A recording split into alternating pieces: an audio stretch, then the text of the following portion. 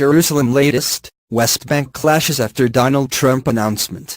Observers remain hopeful the low levels of violence mean Friday's day of rage will also pass without major incident. Several people have been injured across the West Bank and Gaza Strip after protests against U.S. President Donald Trump's decision to recognize Jerusalem as Israel's capital turned violent. Schools and shops across the Palestinian Territories were shuttered on Thursday as young men in several cities including Ramallah and Bethlehem took to the streets in demonstrations against the move. Hundreds of extra Israeli troops were dispatched to occupied areas, with minor clashes breaking out at checkpoints and in city centers. Palestinians threw rocks and other projectiles and set tires on fire as Israeli troops reportedly fired tear gas, rubber bullets and live bullets to disperse crowds. The Israeli ministry denied live fire had been used. The Palestinian Red Crescent said that 17 people had been lightly injured as a result of tear gas inhalation and one person was in a critical condition thanks to live fire. U.S. President Donald Trump shocked even some of the U.S. closest allies on Wednesday by announcing that his administration would formally recognize a contested city as Israel's undivided capital.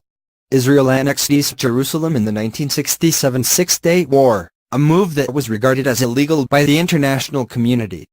Both Israelis and Palestinians claim the Holy City as their undivided capital. Mr. Trump's Wednesday announcement upended decades of U.S. policy.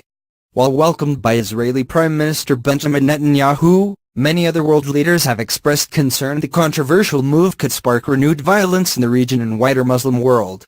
Several U.S. allies, including the UK, France and Saudi Arabia, have publicly disagreed with the move, and there have been solidarity protests across the Middle East and North Africa. On Thursday, Hamas leader Ismail Haniyeh called on the Palestinian people to rise up in a new intifada. "We should call for and we should work on launching an intifada in the face of the Zionist enemy," he said in a speech from Gaza on Thursday. "This will not stop until the liberation of Jerusalem and the West Bank," he added.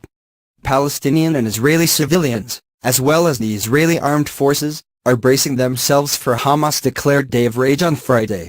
More protests and strikes in Jerusalem are expected, and the Muslim holy day is often a test for whether such demonstrations turn violent. An intifada cannot be called or commanded by Palestinian leaders. While both Fatah and Hamas encouraged the two previous uprisings, the movements grew out of grassroots mass Palestinian support. It is too early yet to tell whether protesters will take up Hamas' call. Observers remain hopeful the low levels of violence seen on Thursday mean Friday will also pass without major incident.